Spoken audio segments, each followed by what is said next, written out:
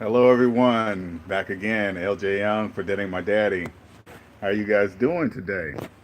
FHA seems to be a very hot topic, and I believe people don't really understand how it works. Okay, so I'm going to reiterate on this. I want you to understand, and then we're gonna go over the title of today's subject with FHA, PMI or MIP. All right, and I want the people that don't understand. I'm gonna give you guys. This is gonna be a really quick one. Okay, really quick.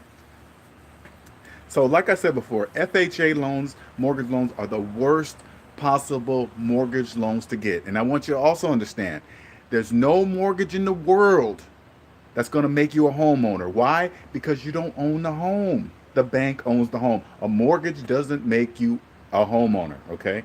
Only paying cash for a home, only holding that title in your hand declares you a homeowner.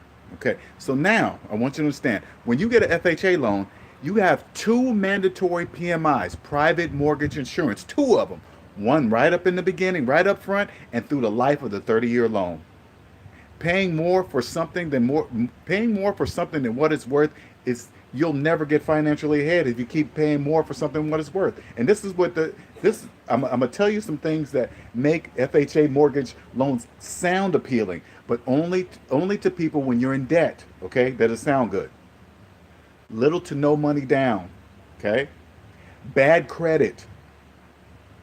Other things, those are not good things. Those are very bad things. Because if that was the case, why don't they have these same rules?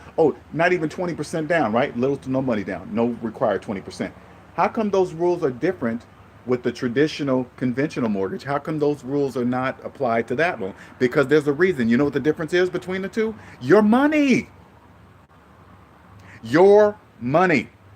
All right. Now, back to the PMI. Now, most of you guys, I don't know if you guys know. If you don't know, figure it out, or not figure it out. Look into it.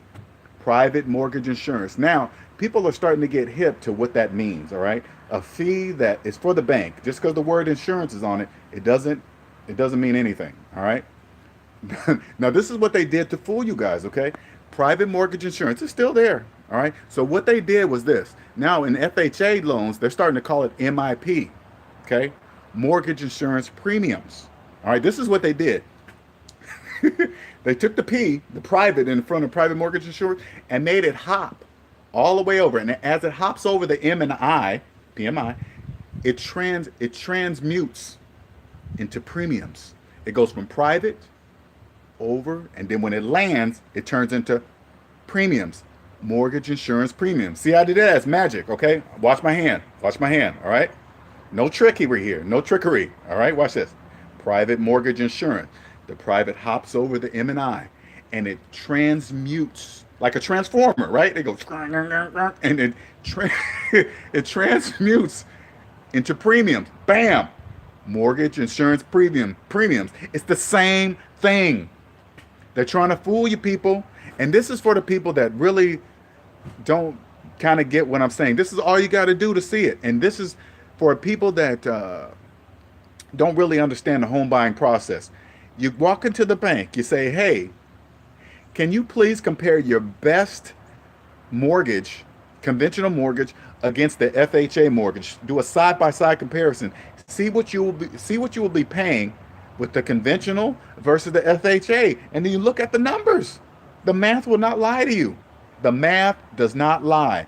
And if you still decide to go ahead and say, you know what, I'm gonna go ahead and do a FHA mortgage, and when they hand you the keys, and you actually believe you're a homeowner, because I can get a traditional, conventional, and get the keys. I'm still not gonna say I'm a homeowner until I make that last payment. All right, I'm not a homeowner. The bank owns the home. But if you're getting if you get an FHA mortgage, it's going to take you a longer time. I'm not saying you can't be a homeowner and pay it off, but you're going to be paying so much more, a ridiculous amount. And you just wait. Don't worry. Don't if you got the people that talk about, hey, the rent is the same in as the mortgage. Don't listen to those people. Don't listen to those people. That makes absolutely no sense and has nothing to do with your money. But you're going to be paying more if you listen to them. Because all you got to do, here's a couple of questions that if you're one of those people that get jealous of other people that got a home, okay, all you got to do is this. Hey, what type of mortgage did you get?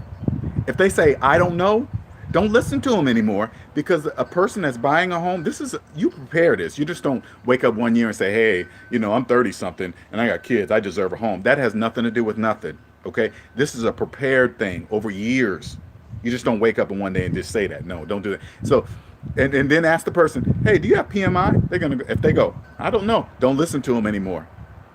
Because the person that manages their money well will know right away. They're not giving away their hard-earned money that they've been slaving over for hours and hours and just say, here, bank, take my money. Here, take it. Take it. Yeah, I don't know. I don't know. Yeah, I don't know what that means, but here, just take my money.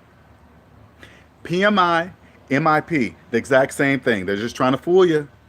But hey, when I talk about the banks, though, I want you to clearly understand that I'm not against the banks. I applaud them and respect them. What is their business?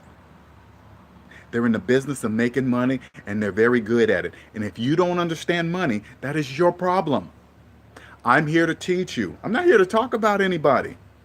If your feelings get involved in it, you just take them out. Say, my feelings don't have nothing to do with it. If you get upset, do not get upset about it. Okay? Thank you for watching. And if you have any questions, please like, comment, subscribe. I'm here to answer all the questions for you. All right? Here to save you money. Save money. Save up that 20% or more. What are the 30 years, the 25 to 30-year-olds?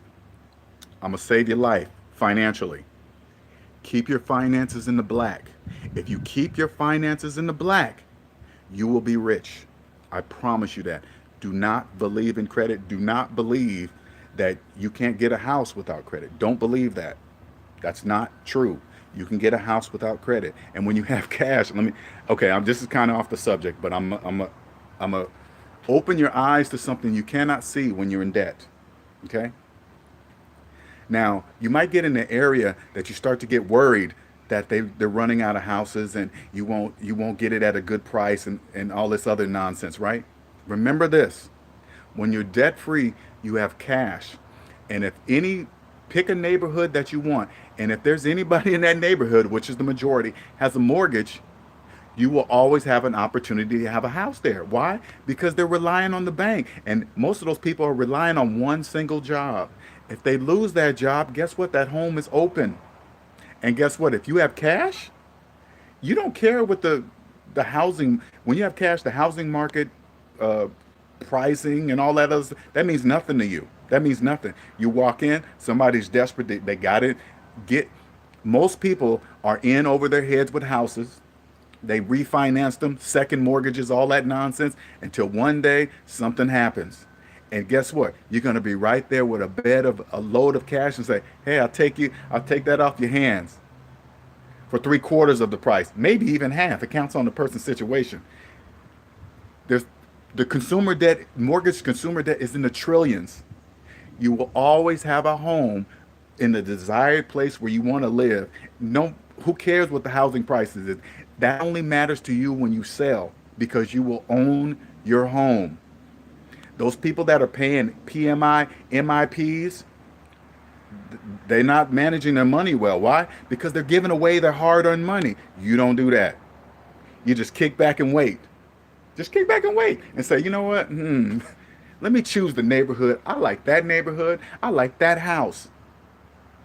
And all you got to do is wait. You can kind of, if you know the area you want to, all you got to do is, this is how you can figure it out too. You'll see the nice cars or whatever. If they're making payments on the cars, that's a dead giveaway. If they have student loans, so here's another one. I'm sorry, and then I'll get off the subject.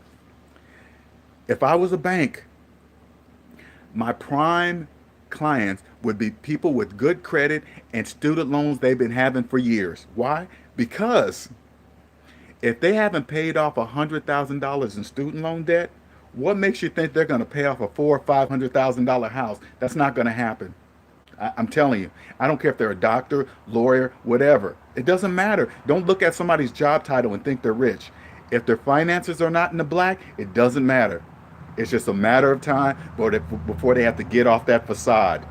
And when it happens, you will be there with cash. And you can just have a regular job. It doesn't matter, because you're not going to be paying full price for that house. Housing prices only matter to you when you sell.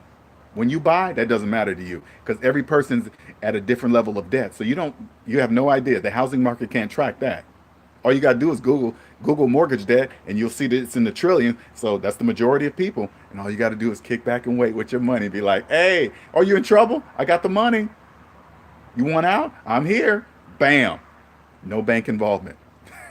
All right. You guys have a wonderful day. See you later.